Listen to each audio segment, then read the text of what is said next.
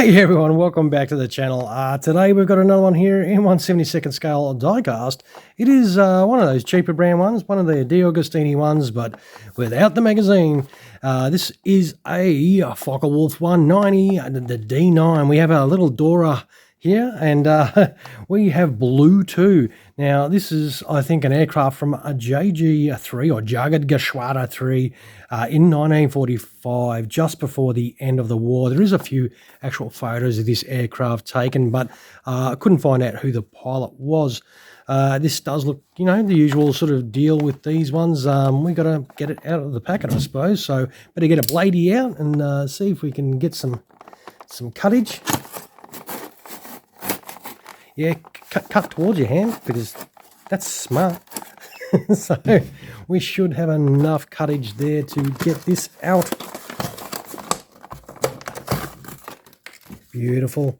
Let us open this part and get our hands on this pretty cool looking Dora. Nice. Let's move this out of the way so we can check this out. The Doras are pretty limited to who's making them. And this does look reasonable, so I'm pretty happy about that. So you do have your normal stand and the gear up and gear down and your propeller to put on there, and of course a little bit of tank ordnance there. So well, how about we just get this aircraft out, and it does come out nicely.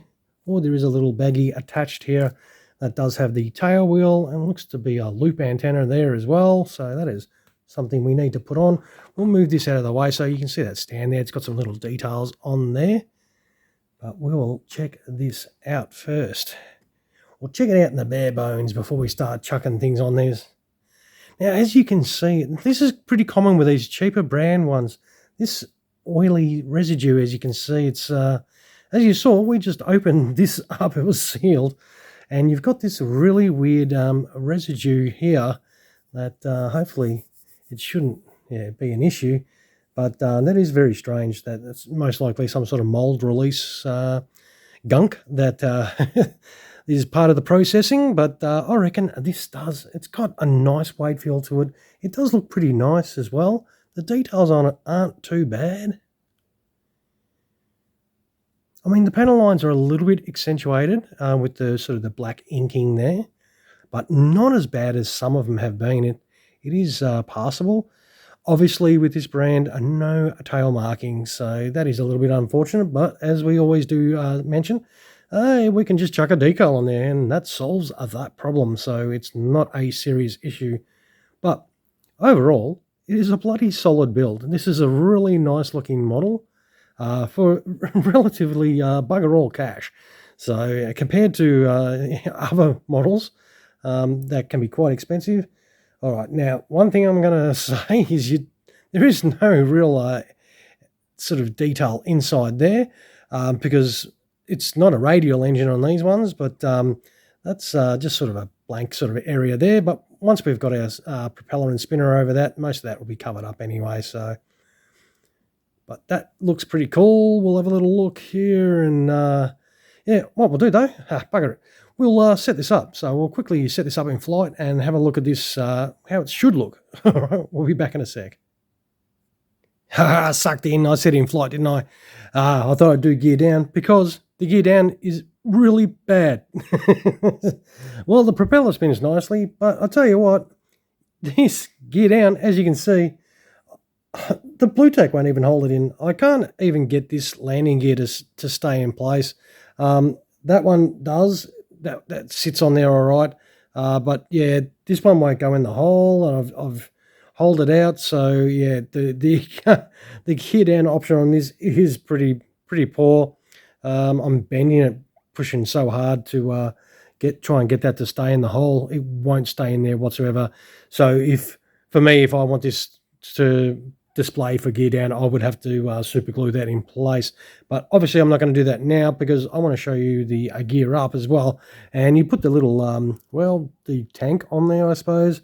It doesn't look sort of 100% either, but you put a little aerial there as well, and then your loop antenna there, and of course that big tail wheel there, you chuck that in there, you try and push that in. Oh, fuck me. or it can get stuck to your hand and then disappear into the void of nothingness, nothingness, nothingness. Well, I am kind of glad I don't do this over carpet, because I don't think we would have found that ever again. So, but yeah, the sort of the fitment on this one is a little bit average. Oh, Jesus, you can see with that front there. Look, we'll take this off. We'll do it in flight now, just to make everyone happy. It's very straightforward, of course. If you want to do it in flight, well, you chuck those bits in. Even the in-flight gear bay doors are, you know, not quite, because you're supposed to be seeing a little bit of the tyre, but you don't. Yeah, so look, but the thing is, though, you're very, very, very, very, very limited to the manufacturers who do a D. You know, hey, Corgi, if you're thinking of a different type of model to do, a Focke-Wulf D would be fantastic, because this one is not. This one's pretty damn average, as you see. So you'd probably want to chuck some blue tack in there, or even glue those in, because the gear up doesn't even stay in there, as you just saw. But to display it also on the stand, you do have to take that piece off, and you can chuck it on the stand if you really care by this stage, because I'll tell you what, this one hasn't been the... I mean, it looks good, but I'll tell you what, the actual fitment and everything is just pure... is pretty garbage. So it is a little bit disappointing. We'll zoom in a fraction, actually, so you can see the aircraft and not the disappointment in my face. But I reckon this look could be better, obviously, with fitment wise, but I think the delivery itself and the actual model itself presents nicely. So all you got to do is just fix the little issues that it does have in your own time. So straight out of the box, it's not the best, but look, nothing that you can't overcome with a little bit of super glue. Alrighty, I will wind this review up. I will try and take some photos of this, and we'll see how that goes to what stays on and not for the photos. So you can check this out without my grubby fingers all over it. So a little, you know, sausage finger test for the old D here, the old Dora.